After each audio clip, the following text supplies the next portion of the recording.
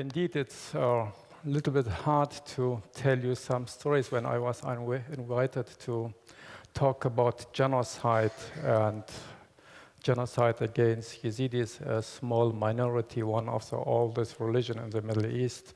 It is too hard to explain you, to confronted you with such kind of cruelty. So I was a little bit thinking about how I can present something to you to explain what I experienced in the last 2 years when I was in Iraq and examine and speak and listen to women, girls, childs. However, I decided to confront you with the reality. We are on the best side, maybe in the Western, in Amsterdam and in Europe or in the Western world. But another part of the world is different. So I will explain you something that's very hard, and I'm sorry for this evening to confront this with stories. But I believe it's important. We should know and we should speak about these issues. So far, when the IS, the so-called Islamic terrorist organization, started on August 2014 with his actions, brutal and inhuman actions in northern Iraq and Syria. And they killed more than 7,000 Yazidis, but also another minorities like Shias, like Mandeas, like old Christians, like Shabaks, like Faili, like Kakais, and other minorities. Those religion groups are one of the oldest religions in all the world. This is our culture, it's our memory, it's a part of our identity. Then the state government of Baden-Württemberg in Germany decided to bring 1,000 women and girls vulnerable who was in the hand of the IS for treatment to Germany. I was a medical and psychological head of this mission and went 14 to 15 times last year to northern Iraq and examined 1,400 women and girls. The stories they told us, it's beyond all things that you maybe ever heard. Just imagine the Holocaust against the Jews through the Nazi regimes. The same. The genocide against the Armenian. The genocide against people in South Africa or in South America during 200, 300 years ago. We should not forget the men and the people can be very aggressive and very cruel and brutally. According to my scientific researches, people killed people every time science humankind. And according to estimated, we as a people, as a human, killed more than 500,000 people in the estimate times. Even during the World War, 60 million people were killed. We know this. So it was very hard to listen to this story. Just give you an example of Yasmin was 16 years old, living in a small villages in northern Iraq in Hardan. When she was captured by the IS and could, after 3 months, escaped, she get in the night a nightmare. She was believed the IS is returned back and will rape her again. She was sprinkling her face with fuel and burned her to self. So we bring her after two days with an emergency plane to Germany. She's now in Germany and had already 24 operations. When I visit her and ask, what do you wish? I said, my only wish is one day walking through a German city or everywhere to sitting in a cafe and have an ice cream. Just nobody, no children will face on my face and will cry or run away. This is how, I don't want to show you the pictures, but this is a reality that we are facing. Or like Samia, a 9 years old girl, who went to the bakery, wanted to have a breakfast with her family, but the IS captured these villages, take her away for 10 months. This is not enough. They take her grandfather, and the IS forced her to open her eyes when they killed her grandfather in front of her eyes. This is some of the stories. To summarize those stories, and we are talking at the United Nations, and since 2 days ago, the Canadian and other countries talking about genocide. And this is a war crime. This is a crime against humanity, and this is a genocide. And hopefully one day in Netherlands they will respect also as a genocide. We are waiting for this. I will show you a short film, about 2 minutes, will summarize all these issues that I mentioned, and later I will explain maybe a little bit about what is IS and why IS is doing such kind of cruelty. Please.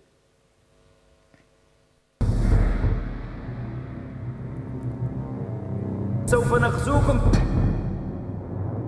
وسوف نسبي نساءكم وسوف نقدم أطفالكم.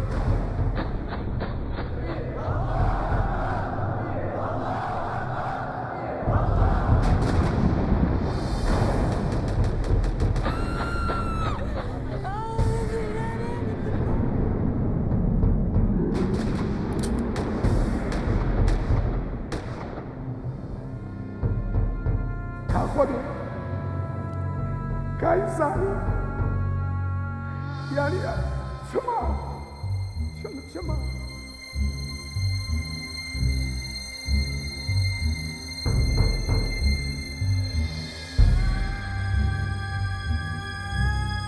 وتعدا كتفان كتكو برن مسلوا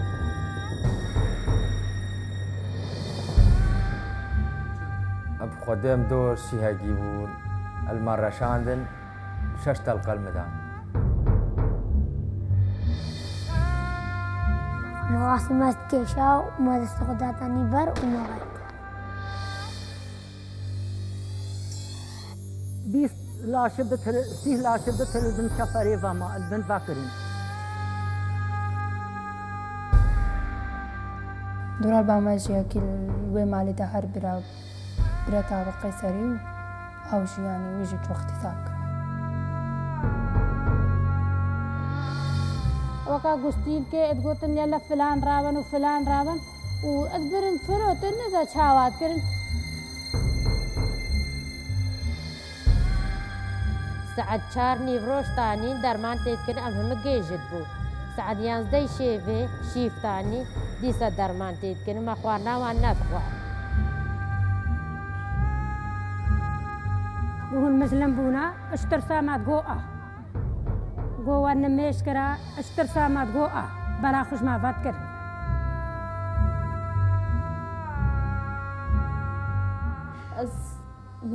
مستحيل أسبها جرابم يعني مستحيل أسب صوفا بعد خون رعلم هردن جميل كهيم ده أرزب دن جميل عدم سالمت كيم دنك كيباني قاسمت كيم دنك كيباني حازمت كيم.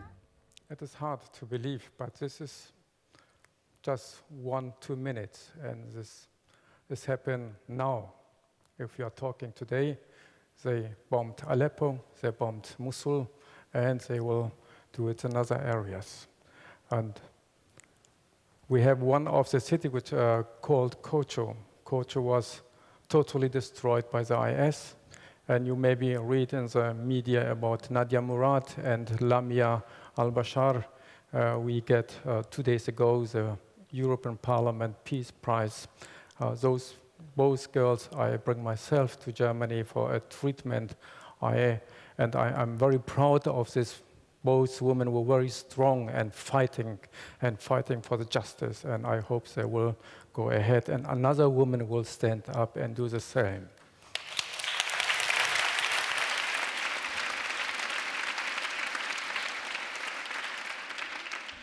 And you know, as a scientist, I'm working now about 20 years with patients from Rwanda, from Somalia, from Bosnia, and now with Yazidis and other minority groups. Despite this scientific knowing about post-traumatic stress disorder, to be honest with you, it is hard to understand how human being can be so cruel. Especially, I have 2 children, 2 daughters, they were here today, so it's just not enough. We have to understand. This was, for me, a reason that I published 2 weeks ago a book about the psychology of IS. We have to understand how in the 21st century people can be so dark, so evil. I don't have real answer about it, but it is a kind of dehumanization of the human. We know this from the Nazi regimes. We know this from totalitarian regimes. They declared all persons who not have the same value like them to be not a human. And they killed children, beheaded people, raped 15-year-old girls, and they have no feeling, no empathy. Because all totalitarian ideology make people blind. They have no feeling, and this is what we have to learn from these totalitarian regimes. They don't not only kill and enslaved people. You will know they destroyed monuments. They destroyed status, worship places. Why are they doing this? Because they hate all our Western values of philosophy, of ethnic, of moral. And these stones are our historical memory and identity. This is the reason why they destroyed with so much hate a stone. I never seen people how they hated a stone, but this stone is a symbolic for our identity. This is the reason why they do this. Ladies and gentlemen, despite such kind of stories and experience that I go through, I never lost my hope because I talk and listen to so much women and girls. They are so strong, so powerful. They are fighting for their life. They are fighting for all the every day against her nightmare. And this gives me a hope they will survive. I talked to 8-year-old Rinda. Rinda was 10 months in the hand of the IS, and she sold 8 times and raped through about 100 of times in the course of 10 months. And after I talked to her, do you want to come to Germany for medical treatment? I said, yes, and he asked me, do you have school in Germany? I said, yes, a little bit. We have schools. And I said, why do you want to know about schools? He said to me, I want to sit on your chair one day. I want to be a doctor and help my people. And this gives me hope, and they will do it. She's now in Germany, and 3 months ago, she called me on my smartphone and talked not in Kurdish, he talked with me in German. So this is how it's worked. We should give up. But we still have 3,200 women and girls in the hand of IS. The situation in Mosul is not very clear, and we don't know what will happen with them. So we must, and this is, I believe, our moral duty and our human beings to find all these women and girls, and wherever they will, and if it takes several years. This cannot be allowed that we will just forget in the anonymity.